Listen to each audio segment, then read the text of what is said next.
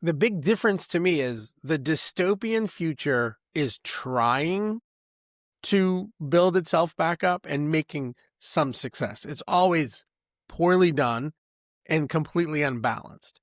Like Hunger Games there was an apocalypse of some sort, and then after that they tried to rebuild, and it's a very unbalanced rebuild. But where like Mad Max and Fallout live is that the apocalypse happened and shit just stayed dead. Original geek, that's who I am. Rolling 20s with my squad, we got a plan. Marvel heroes on the wall, D&D dice in hand. Original geek, across the land. Level up, never gonna give it up. Welcome to Original Geek. This is the all fandom podcast where we dig into sci-fi, fantasy, comics, and every pop culture obsession that built the multiverse we live in today. So whether you're Gen X, millennial, or just geek curious, welcome to the basement. Hi, I'm Steve Scarfo. And I'm Jeff Shaw, and we'll be your Pip-Boy 3000 for today's Geiger-clicking journey through the wasteland. Ooh, what's our topic today, Steve? I'm glad we get the newest iteration of the Pip-Boy for our discussion of Fallout. We're talking Fallout, the TV show, Fallout we're going to focus on the TV show, but we're talking about the video game, and it's going to be very cool. Because we go from nuclear wastelands to underground silos, or vaults, as they are called in I Fallout. I lost the name of the show. But this is something that's been cool because I remember Fallout from video games, right? This is only season 2. So I think the first season was last year, maybe 18 months ago. And so to have played the game and now seen the show, and it's, I think, doing very well on Prime right now. We talked a lot about spending money on Prime last time, so I'm watching all my Prime gear. Yeah, and we're going to talk post-apocalyptic in general as well, with focus on Fallout, because that's just coming out. And I never played the video game, and I know we'll probably hit this topic in a deeper dive at a later episode, which is that kind of success and or failure of taking a video game and making it into a TV show or movie. There've been some really great examples recently with The Last of Us and Fallout. I hadn't played either of those games, but I love both those shows. And but I did watch Street Fighter when it first came out. I thought that was garbage. And Mario Brothers back in like Bob Hoskins or something like that. I forgot about that version. Those are like it was garbage. So there's a bit of legacy for Gen X and maybe some millennials and maybe some boomers where had a bad taste in our mouth. So when I was late to the game with Last of Us, the buzz was just too much. And then Fallout had it looked cool, and I love Walton Goggins, like whatever he's in. Yeah. Like what's not to love about the way he plays characters? I know. And the ghoul is so cool, like such a cool character. It's funny too, because there's 2 types of ghouls in the game, and some are feral and some are actually like his character, an actual NPC in the game. And so to have his story be what it is. Well, I don't want to go too deep right now, because we were going to talk about other stuff. So I do want to mention, before we dig back into the Fallout part of of this conversation, because we can do a random review. It's coming up, so stay tuned for that. And again, at the top of the show, I always forget to say it. If you're with us, thanks for being here. Like, subscribe, find us on social media, download us on Apple Podcasts, Spotify, wherever you find your podcasts. We love doing this. We want to keep bringing it out to you. So, and if you're one of our loyal listeners, we have a handful of those. Please tell your friends about us. And if you find one episode you love, tell them about it. If you find one you hate, just don't mention that one. Tell them about the ones you like. But there's a lot, to your point, there's a lot of things. And we actually decided, we're going back and forth. Do we call it dystopian? Do we call it a post-apocalyptic? And there's different varieties of this, the ultimate end game of the end of humanity. But because we talked about it, I know I've mentioned my daughter Olivia. She's 13, so we went back and watched all the Hunger Games movies together. We watched all the Divergent movies together, and she went through and watched most of the Maze Runners on her own. I've seen them in the past, but I didn't get to watch them with her. So there's all these different versions Yeah. of post-apocalyptic. Do you know what I learned this week the most? I can neither say nor spell post-apocalyptic the first time. Yes. So, and I often tend to be a bit of a purist when it comes to genres, as has been established in earlier podcasts. And so when we were initially talking about this, and I was thinking, oh, we'll do a post-apocalyptic episode, and then you brought up, well, yeah, we can talk about Hunger Games. Like, no, that's dystopian. That's not post-apocalyptic. Yeah. And then I did my own independent research to discover I'm wrong. It's dystopian is a type of post-apocalyptic, but I always considered post-apocalyptic would be like Mad Max, where it was like anarchy, and dystopian were films and TV shows about a society that pretends to be perfect, says it's perfect, but is anything but perfect. So yeah, the big difference to me is the dystopian future is trying to build itself back up and making some success. It's always poorly done and completely unbalanced. Like Hunger Games there was an apocalypse of some sort, and then after that they tried to rebuild, and it's a very unbalanced rebuild. But where like Mad Max and Fallout live is that the apocalypse happened and shit just stayed dead. And Fallout goes into all different directions with different creatures and things that have evolved and stuff like that. But yeah, sorry, but it's okay. And then there's another one that I want to mention because I love this show too, and I haven't read the books. I do know it's based on some books, but Silo is another fantastic. It's an Apple TV. Yet another thing you have to pay for, and that's okay, because this one is well worth it. And let's be honest, Apple TV has too many good shows right now not to watch. Yeah, it's amazing how many quality post-apocalyptic dystopian movies and shows are out there. And I know we're going to talk about evolution, so you can tick that box later. But I do want to get back to Mad Max. One thing, and because I'm not talking about this in my flashback, but I want to bring it up, is I remember going to see Mad Max: The Road Warrior. Came out in '81, so I'd have been 11 years old. I was way too young for to that see movie. Mad Max: The Road Warrior, and it was terrifying. Like I said, it was scaredy cat. But we might be understanding a little bit about why you're a scaredy cat now. I know. You went to so my dad many wanted of to these... see these movies, and he didn't want either to pay for a babysitter or leave me with a babysitter, my brother and I. So we ended up watching some of these movies that were rated R, like Excalibur, awesome movie, but I was too young to see that in the You theater. went to see Excalibur in the theater, like from the was it like what? I was early like 7. 80s? Oh my god! Yeah, 8. I don't know. Yeah, great movie especially for the time. But holy crap, not a kid movie. Yeah, but yeah. So and that made me. I always thought of like Mad Max. That's apocalyptic movie, and so I love that part of Fallout with the ghoul, kind of very much with his dog meats, which I know could also be a reference to A Boy and His Dog, another post-apocalyptic film from the 70s, which was the dog was actually named Dog Meat.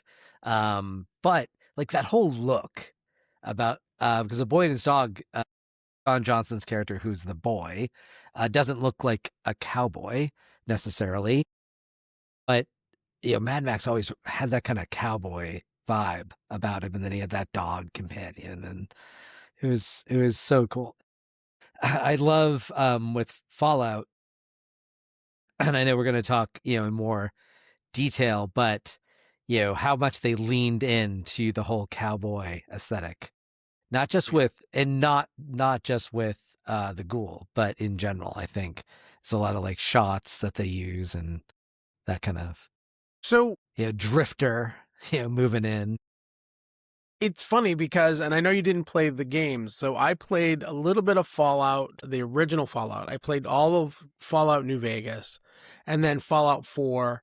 And Fallout 4 is kind of cool because it actually takes place in Massachusetts. Yeah, in fact, one of the scenes where you go to and you end up talking to a ghoul, he's part of your story, is at Fenway Park in Boston. So the region that we live in is part of Fallout 4, which was very cool. But the thing in the games is got that aesthetic. And Fallout New Vegas, of course, because it's in the desert.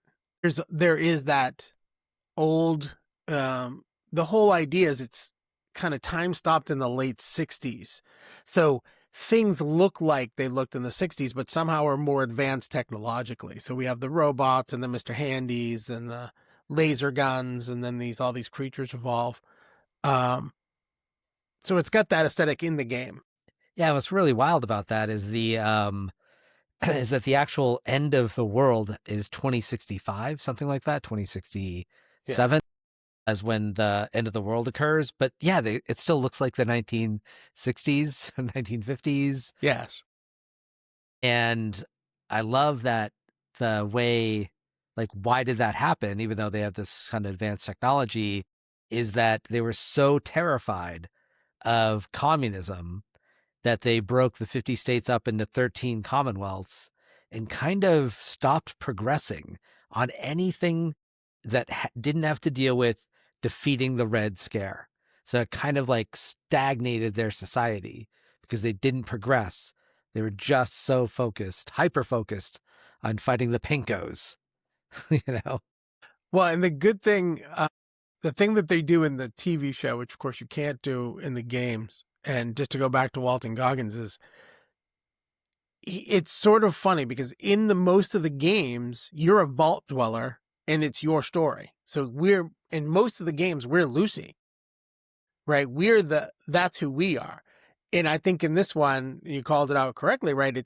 We feel like it's more his story than her story or their story, but definitely more heavily his, because we see his past. We see how things happened. Yeah. The pre-apocalypse, post-apocalypse, he's living on both sides of it. So he's our through line. So it's a very cool twist. And, Ken, we'll do the review, but just, so I don't want to dig too deep, but it's very true to the game aesthetic. There's a lot of scenes. I think we talked about it before.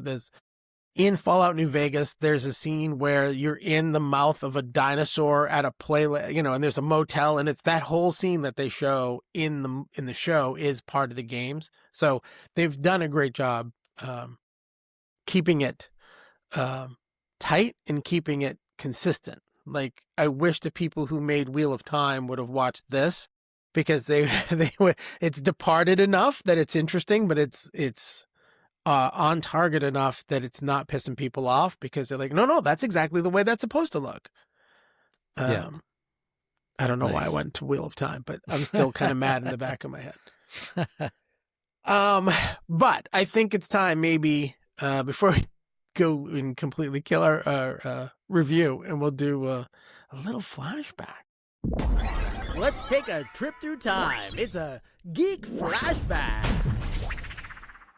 All right. So, flashing back, this is always about our earliest memories from whatever topic we're wrestling with. And for post-apocalyptic, my first memory as a child was Planet of the Apes, which came out in 1968. So I did not see it upon release, but no spoilers when I watched it. So I was a kid, probably watching it on a TV movie, on CBS, ABC, one of the three networks had it as a movie that we could watch. And my parents, who must have known what it was all about, did not spoil it. So I'm going to spoil it though right now. So, because the thing is, when you're watching it, and this had one of the best twists ever. For those who are Gen X, we always think of The Sixth Sense as having one of the best twist endings. Well, Planet of the Apes had that title, I think, until The Sixth Sense, because he launches into our main character launches into space as an astronaut, and then kind of suspended animation. He's allegedly going towards an alien planet and lands allegedly on an alien planet where apes were in charge and not humans. Humans were enslaved by the apes. So for the whole movie, he's just trying to escape this planet of apes, wanting to get back home to Earth.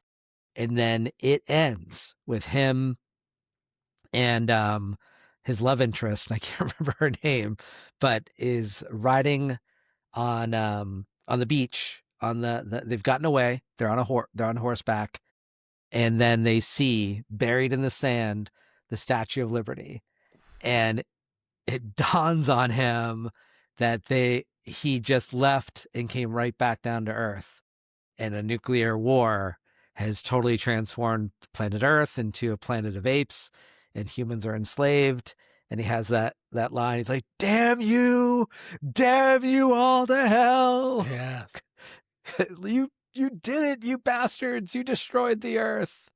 I'll say that's probably one of my first memories of this kind of movie. I was going to say Mad Max, but now that you're talking about it, because I was born in 1969, and it would have been the same kind of thing. But I remember having the toys. Remember, action figures used to be the biggest thing for us growing up, because, when we were kids, there was no video games. There was no other ways to do it. So if you wanted to play, like, we had Star Wars action figures and we had G.I. Joes, and I had Planet of the Apes action figures. I never had a Mad Max one, to be honest, but yeah, I remember, I don't want to say everything you just said, but that was probably the same for me. It was one of those, and it just is, it's such a compelling story. And of course they've done a remake with Mark Wahlberg, and they've done it again.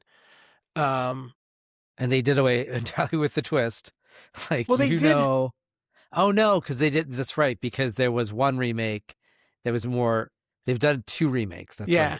Wahlberg was more true to the original. Yeah, where he shoots off and comes back. That's right. And the other one was more with the guy. He was the Hobgoblin in Spider-Man. James Franco. I'm like, I can remember the characters he played, but I can't think of his real name. Yeah.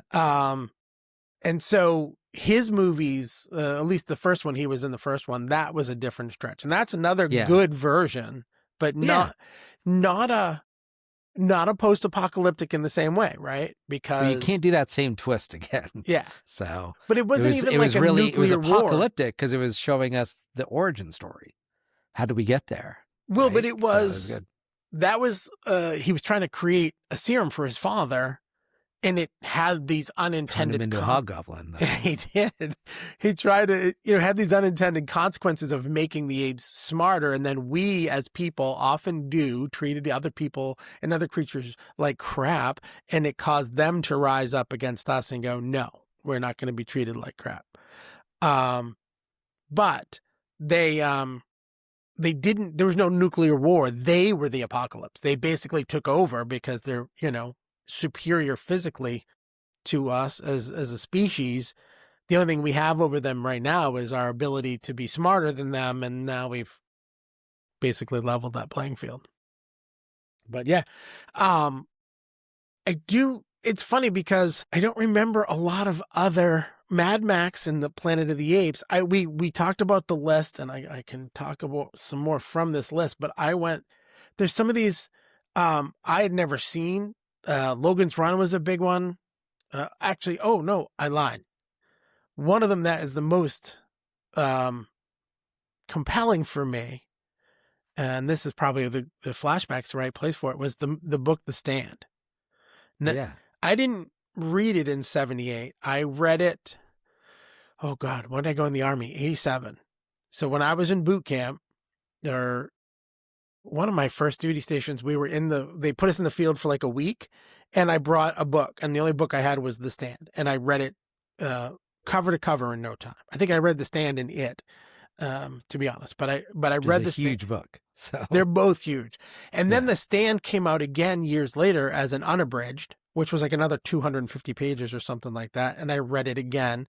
And I have seen like most iterations of the TV shows and movies. love that. Something about the way he puts the story together. And, obviously we're Stephen King fans, as you're wearing your Stephen King shirt. Yes, King of Nightmares. Which you guys can get. Yeah, we can get it on originalgeekpodcast.com. Check out all our merch. Got some great stuff there. Some great shirts. But yeah, so I think I'm trying to think if there's anything else in that. I think you said it earlier. There's so many of these movies and TV shows that are good. We always try to find things that we love and that we hate. In this particular category, I think we'll talk a little bit more later in hits and fails about some lower moments, but I can't for the life of me think of ones that are, because I don't consider the Mario truly a post-apocalyptic. This is a bad movie. It's time for a random review. All right, so welcome to the Original Geek Random Review. In this segment, we're going to take a movie or TV show, we're going to roll a D20 and let fate decide the topic. We don't know if it's going to be a hit or miss, a fight or a full-blown war. There's no prep, no safety net, and we're going to roll for review. So, Okay, yes. And we have created a table. yes. I should say Google Gemini, give Gemini some credit here, has created a random review table for us, so we're as unprepared as possible for this segment. And this is about season 2 of Fallout. So if you haven't seen any of season 2 of Fallout, pause this, watch 6 episodes that are out right now, and come right back. All right. I am going to show you guys this list so you can see it. And here's what we're going to go with. So, let's try something different this time, Jeff. I'm going to leave it up while we do our review. That way, if people want to follow along, yes, let's do it. Maybe they'll like one of the other topics. Absolutely. And if you look through this and you see a topic that we don't roll and you want us to talk about it, or if you have some comments you want to send us, you can send us at originalgeekpodcast@gmail.com.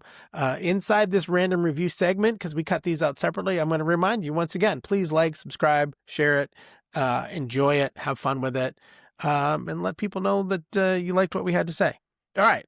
You guys know how this works. We got a D20. We're going to roll. I'm going to roll for Jeff, and we're going to see what happens. Oh, I got a 2. All right. Failed fortitude, Jeff. The Brotherhood pacing. Is it stuck in the mud? Well, Maximus is a fan favorite. His subplot involving the internal politics of the Brotherhood, it felt repetitive. Some viewers felt it delayed the big 3 from reuniting for too long. What do you think? And the big 3 would be Lucy, the Ghoul, and him, right? And Maximus. Yeah, so, I mean, Maximus...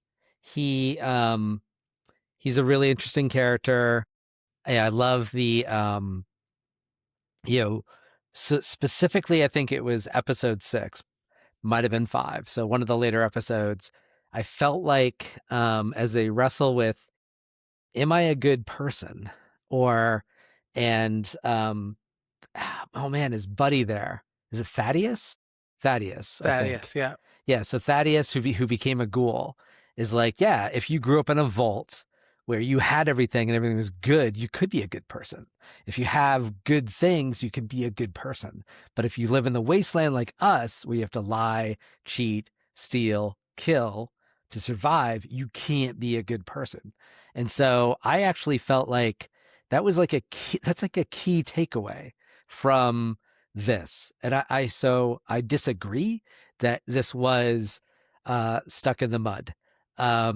When Maximus was initially elevated to that level of being the sword, that like, oh man, this could jump the shark, because like why, like they're like, that seems like a crazy promotion and where we're going to go with that. But I feel like in the end it all shook out. And I also love the brief addition of Kamal Najani as the paladin from the from the Commonwealth. It was just that was great. He was a great character, and then it was also great when he got his skull crushed in. So, so that was Um, good. yeah, um, I do feel that they got a little tedious, and I know what they're doing. Um, they're trying to flesh out this world for those folks who don't spend dozens of hours, hundreds of hours having these conversations with NPCs. It felt like one of those interludes in the game where you have to get through some story beats to get to the next objective. Um, so I like it, and I do like the character of Maximus, and obviously the power armor is very cool. So all of that stuff made it much cooler, and it did feed through the storyline. So the storyline we're following is that the fusion, they're able to have what's the word I'm looking for? The unlimited power. A cold Cold fusion. fusion. Thank you. Yeah, so cold fusion, it feeds that whole storyline. So it's not, I don't think say it's a loss, but it was a little slow for me, that part. Oh, well, you're wrong, but that's okay. I can be wrong. It's okay. Just kidding. All right. So rolling for you. A 9. Ooh. Okay. Sense motive. Lucy's moral compass.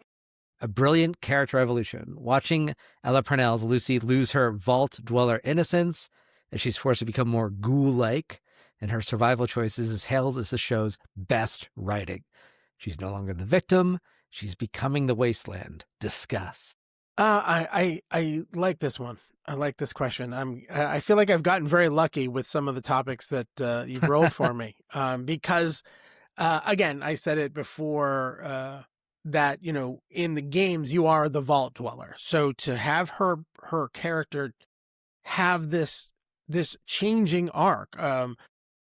Goodness, we've talked about this, and I'm certainly not alone, and I'm not that original, but I love a good character arc. I want to see a character evolve and change. I hate when you watch something or play a game and the character is exactly the same at the end as they were at the beginning. Why am I watching your show? Why am I listening to this story if nothing is affecting anybody? And in this case, it's the reverse. It's absolutely her character is going through the biggest change because to Thaddeus's point, she started with everything, and it's funny because during the season, they keep cutting back to the 2 vaults. There's the triple vault system. There's the management vault, and then 32 and 33, and you see that 32 is going down and 33. So if you see this dichotomy of people who have a little bit less now, but she grew up in that.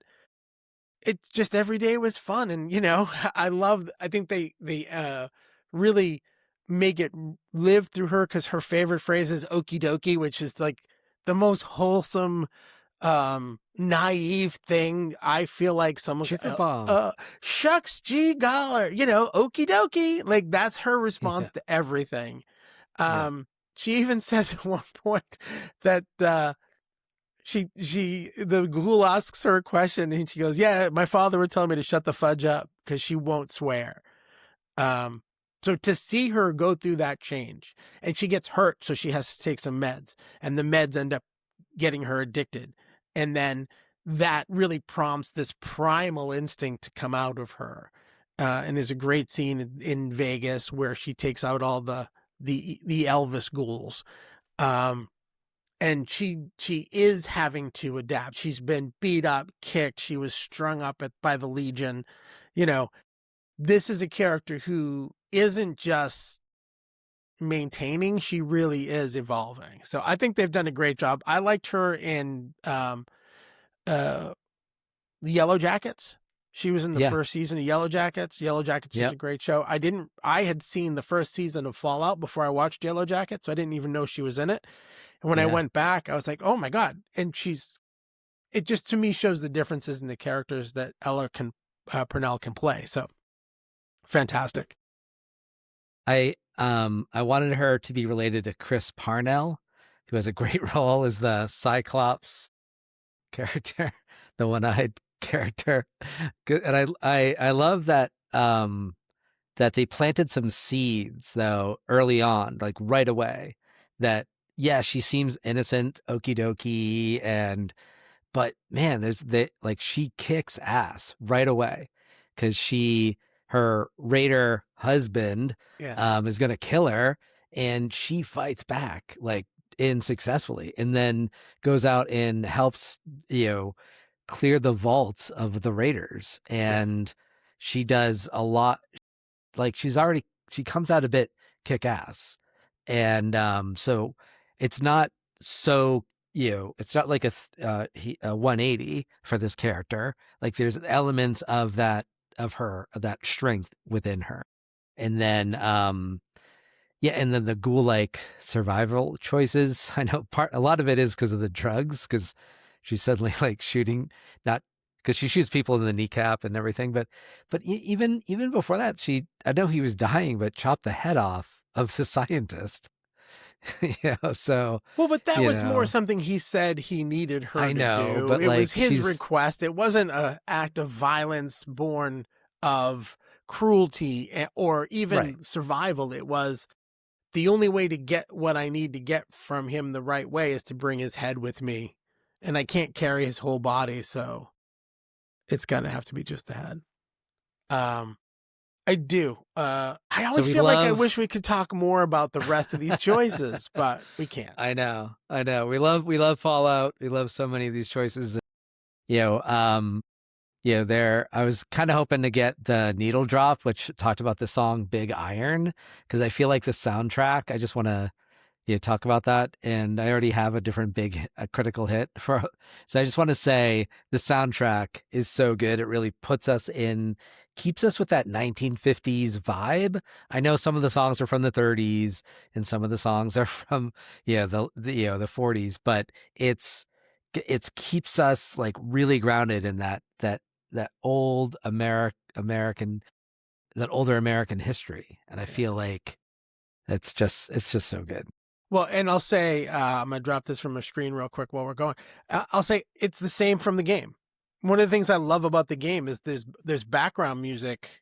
I don't think it's always considered soundtrack. It's literally supposed to be like a radio transmission that you're hearing. So And it's like old timey. it's active in game music, and then you can change the channel. Yeah, but it's that same Gene Autry ish. It's always sort of melancholy with the staticky sound behind it. It's very cool. And so I agree, but yeah, it's definitely on both sides of that. All right, so if you like our random review, again, like, subscribe, send it to folks. Hopefully, if there's something you guys want us to talk about, send us an email, send us on social media. We have a lot of great topics coming up, but if there's something you want to hear us discuss, or you like this format of the random review, or even if there's something you saw on screen you thought we should have talked about, let us know and we'll keep moving. But right now, Absolutely. I got to tell Jeff why he's wrong. Yeah. The fandom is divided. It's time for Geek Court. So, in today's court, we're going to talk about which of these post-apocalyptic worlds would be the worst. Which would be more scary or terrifying? And we're going to compare two. Because we're talking Fallout, that'll be one side of our equation. That is going to be my side of this equation. I'm going to tell you why Fallout is horrible, but Jeff's going to talk to you about something else. Yes. So I just want to say that when Steve sent the Geek Core concept of arguing the worst post-apocalyptic environment to be in, I asked, is he going to take Fallout? Because I was going to put my thumb right on that scale. He offered me a number of different ones to go with, like, is Fallout worse than Divergent or Hunger Games? And I'm like, I can take anything. Like, I'm gonna take The Matrix. And Son that's of what a I'm gonna bitch. argue, because I just wanted to put my thumb on that scale and choose one of the worst possible ways to live as a human being is The Matrix. All But right. you go ahead. I'll let you start. Make your argument for what's so horrible about the Fallout post-apocalyptic landscape to live in. Okay. So, this is going to be a very difficult argument to make. But I am going to say, I think Fallout is the worst because it doesn't seem to matter what you do, right? There's one group of people who have even the most modest chance of having a decent life. And most of them live in a vault that turns out was an experiment of some sort. That they really weren't there for the reasons they thought, that there's maybe one vault or two that were really just for people to live, but every one of them is the subject of some experiment. So you're either being experimented on by people who are either long dead or live in a computer, or if you're on the surface, you belong to a faction and you have to decide who you're going to fight because there's no peace. You can be part of the Legion of the New California Republic. You can be part of the Brotherhood of Steel. You could end up, if you get hurt and you use medicine, you're going to become the Walking Dead. You're going to become a ghoul. It doesn't seem to matter. That there's no happy ending at all for you in the world of Fallout. The best you can hope for is, kind of getting through and not having it suck too bad. So that's my argument. There's no way out, and there's no good way out. So now you can destroy me with the Matrix. All I want to say is you could be an average Joe, though, and be okay in Fallout comparatively to the Matrix average Joe. And the reason for that is, let's just take the most recent season from Fallout. You could be an average inbred vault dweller, and you get to be a part of a cool social club of inbreeders. You get the Jello cake. Apparently good snacks. And you're doing pretty good. Like, you get to kiss your cousin, and it's cool. Sorry, just kidding. All right, but anyway, the Matrix. Okay, so you're average Joe. Not talking Neo, not talking one of the top dogs. Your life is a battery. You are just plugged in, and you don't really have a life. And if you do come awake, you're in this slime bath with things stuck all over you. And then you're going to get flushed down the toilet if you come awake and killed by the robots. Yeah, your life is horrible. And you're eating nutrient snot if you're not connected. So let's say you're actually a human a free human, but you're eating snot because nothing will grow because we destroyed everything. Everything's gone. The sky's gone. All good. Everything good in your life is gone. And then, and even if you are plugged into the Matrix, eventually Neo's going to win. You're going to get unplugged, and even that life's gone. So even the illusion you had of a good life in the 20th century is now destroyed by Neo because he thinks freedom's best. I can't even argue. I can't even argue. It's hard to argue with, you might be inbred compared to you live in a pod of pus. And your entire life's work is to heat up and be electrical power for the robots that killed you. Yeah, I think you are clearly the victor on the Matrix is definitely worst. That just means I have to pick better topics next time for what we're going to. And I thought I had you because we had a different list, and out of nowhere you pulled the Matrix out of your ass. So it's like, wait, what? That's not fair.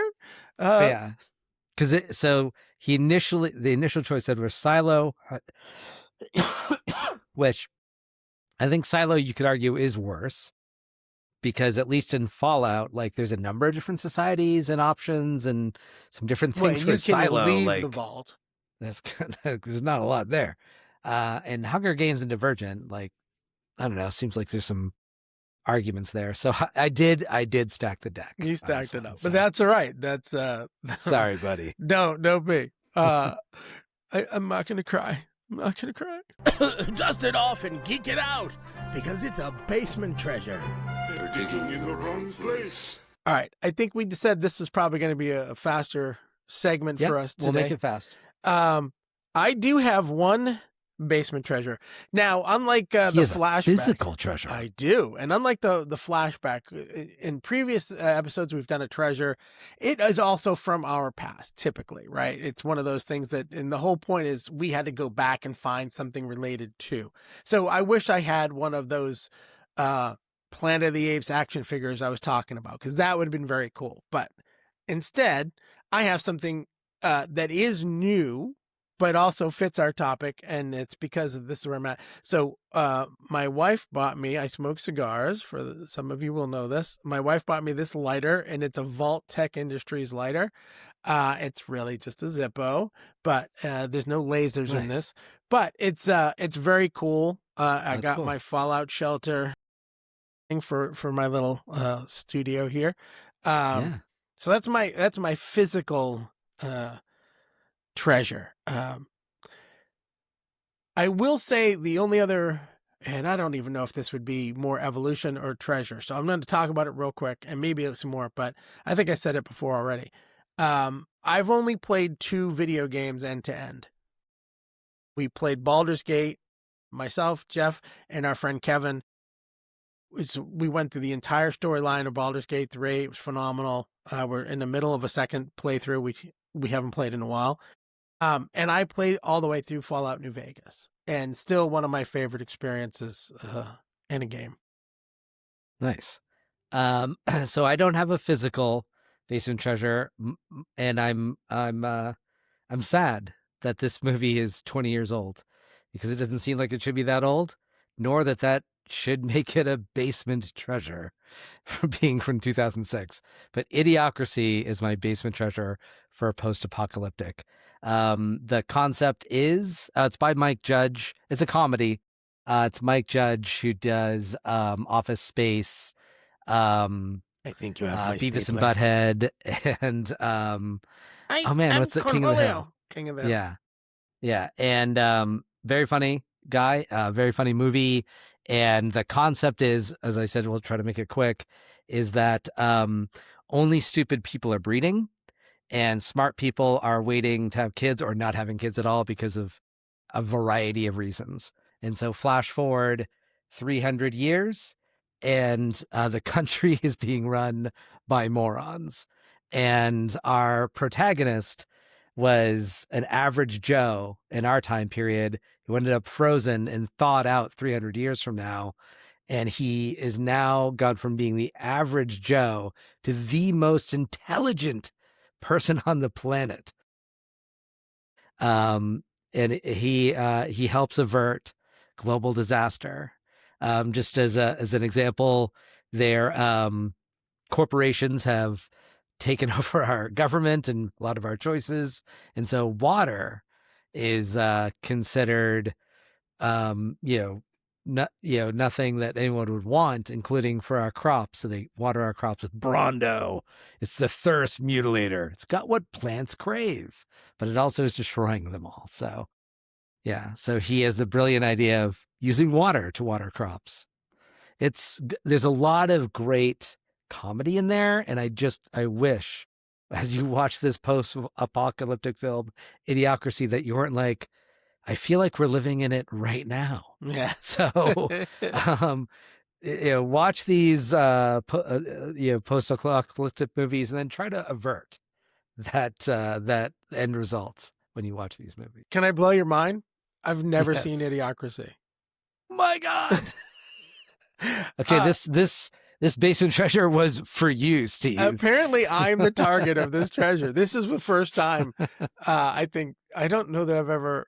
I know what it is. I've seen clips of it, but I've never actually sat down and watched all of Idiocracy. Yeah, it's got a great cast: Luke Wilson, Maya Rudolph, Dax Shepard, Terry Crews. Yeah. It's great. Yeah, isn't Terry Crews to play the president? Terry Crews is the president. The president's a WWE guy, and Stephen Root. Oh yeah, and that's another funny thing is when our average Joe, whose name is actually Joe, is thought out in talking in a normal voice. No one can understand him, because they think he sounds all hoity-toity. because they've all like everything's been denigrated. In fact, So he's using actual language and they don't understand it. yeah, and I know this is in PC, but like they're like, "Why are you talking all faggy?" And then the only shoes that people wear are Crocs. That's it. Everyone just wears Crocs, nothing else. And Fuddruckers, in 300 years it becomes butt fuckers and Oh my God. All right. Apparently I have to go watch Idiocracy. Yes, you do. But all right. We are oddly running long. So let's get into evolution. From floppy disks to streaming clicks, it's Geek Evolution. All right. So it's funny because we talked about this before. The hard part for this, I had two sides. There doesn't seem to be an evolution of the post-apocalyptic drama, right? There's different ways to view it, through the lens of a video game that becomes a show, through a comedy like Mike Judge's Idiocracy, or even Divergent, Hunger Games, Maze Runner. They all end up in the same place, right? It's just a different view of how people handle the world coming to a cataclysmic end. So that's part of this. I feel like there isn't really an evolution. There's no way to change. And if you think about it, it makes sense. How do you change the end of the world? Like, there's only so many ways you can say, well, the world ended. Now here's what we got left. Right? There's not a lot more to do. We absolutely love this genre, but as we talked about evolution, and whenever we hit this, we do often talk about how things have changed, how things have evolved. But other than our special effects, other than maybe some of the source material being a video game as opposed to a book, but I mean, there's still books being transformed into this content. So like there is, like we love this genre, but there is a lot of parallels between Mad Max and A Boy and His Dog and Fallout.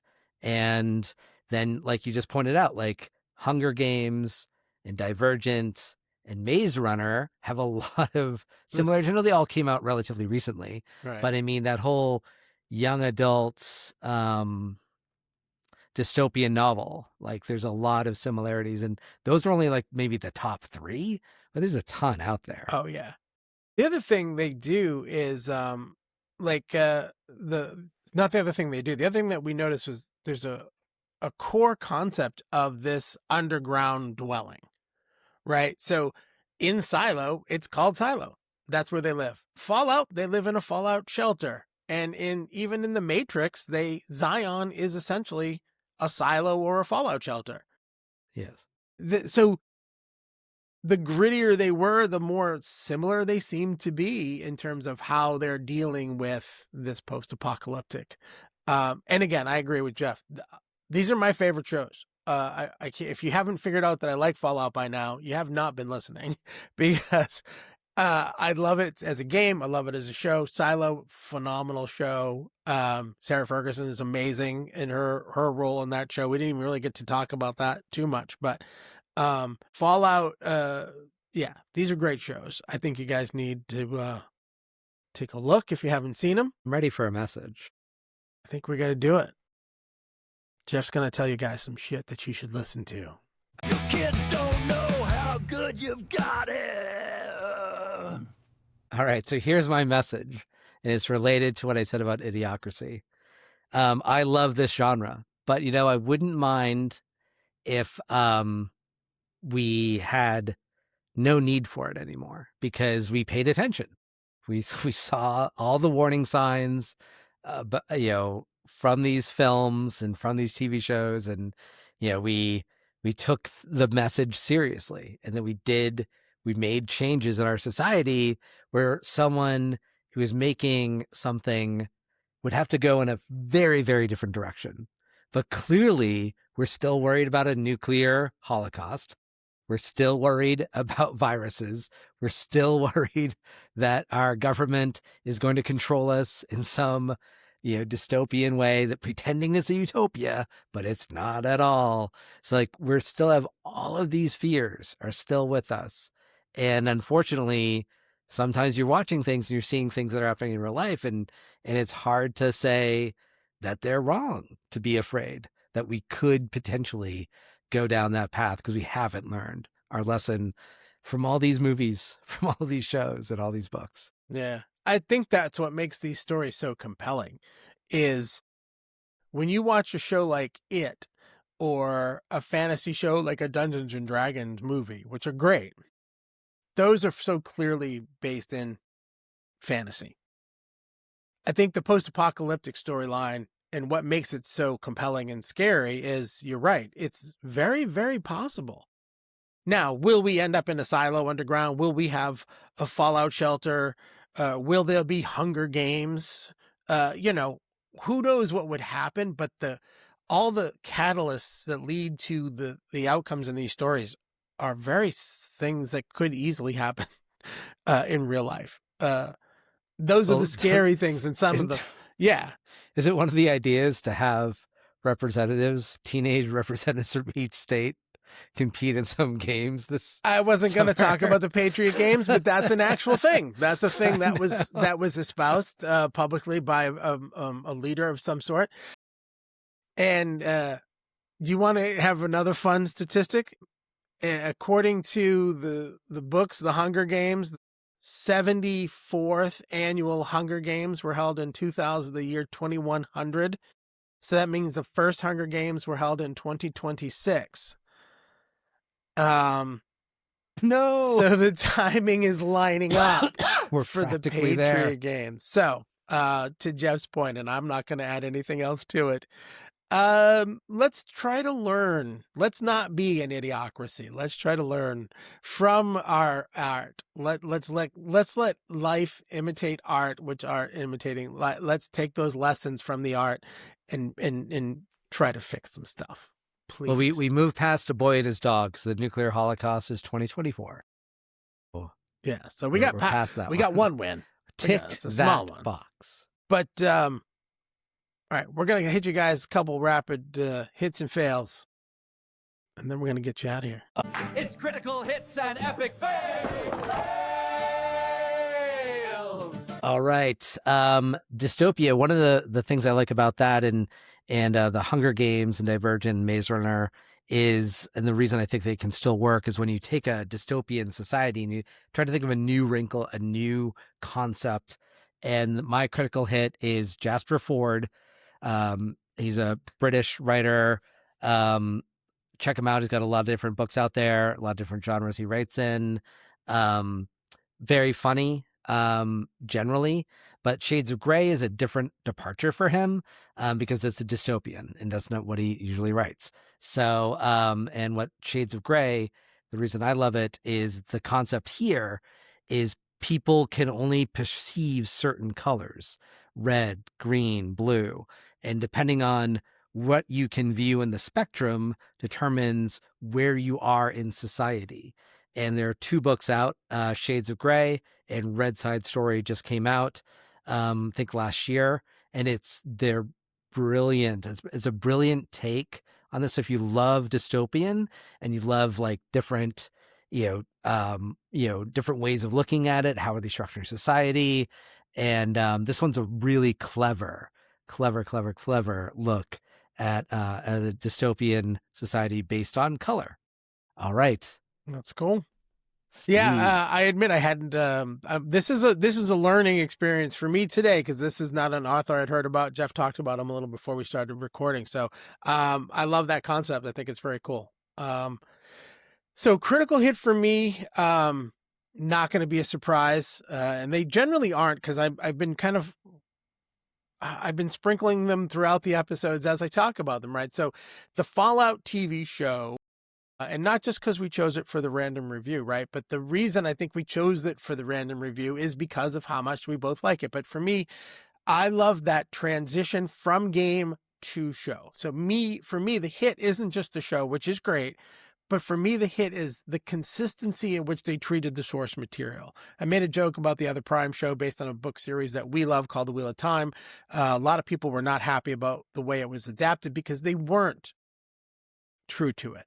So I think that the writers of the show are being very smart and very thoughtful about what they change and what they don't. They have to change it. I think everybody understands because of it's a story. It's not a playthrough. You have to have some connective tissue. You have to have some emotion. You have to have some drive, all the things that make a great show. But they kept enough of the real, and I call it the real, of course, but what's in the game to make it feel good.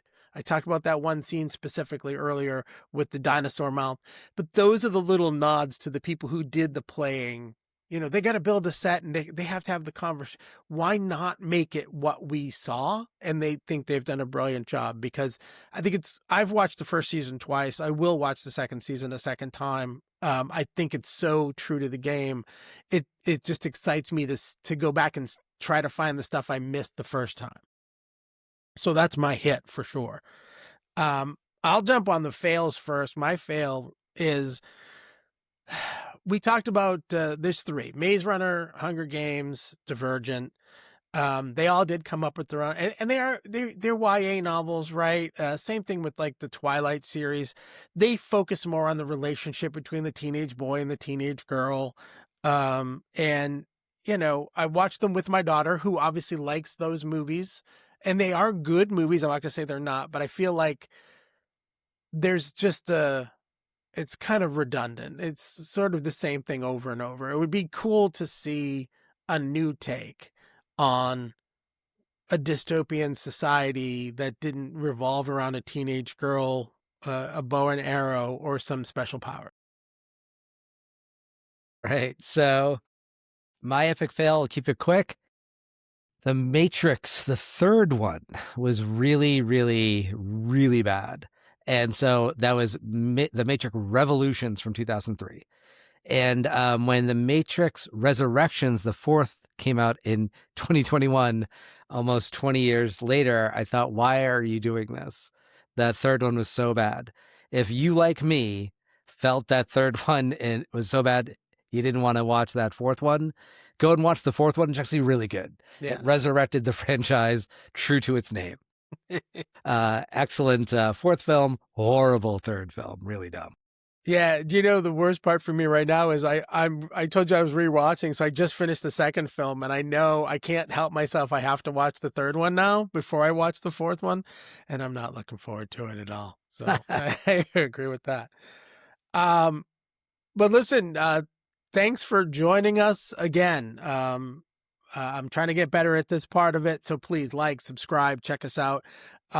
If you want to join us for a conversation, send us a note. We're happy to have conversations with people. We've had some of our friends on. If you have questions for us, if you have an idea for a random review, if there's something about one of our reviews that you didn't like and you wanted to talk about a different part of a show, whatever, anything, please just interact. Let us know how you're feeling, what you're doing. We love doing this. As you can tell, we love this type of content. We love this type of topics. A lot of cool stuff coming up. We're talking about possibly hitting a couple of local area conventions coming up in March. So we'll put out some notices, and if you so choose to hang out with us a little bit, we're going to do some promotions coming up. We're going to ask you guys, we have a bunch of merch we keep talking about on the originalgeekpodcast.com. So I think we might do a t-shirt giveaway. You have to give us some apocalyptic merch. Yeah, I'll have to come up with a good one, or work with my my partner in crime. You've got at least one buyer right here. Yes, I actually I need to buy. I still haven't bought it. I want to buy the Stranger Things one. I really like the Stranger Things one that we came up with. So yeah, some great t-shirts on there and other products, mugs. Yeah, so we got some good stuff out there. Awesome. Check it out, OGs. All right, we'll talk to you guys next time.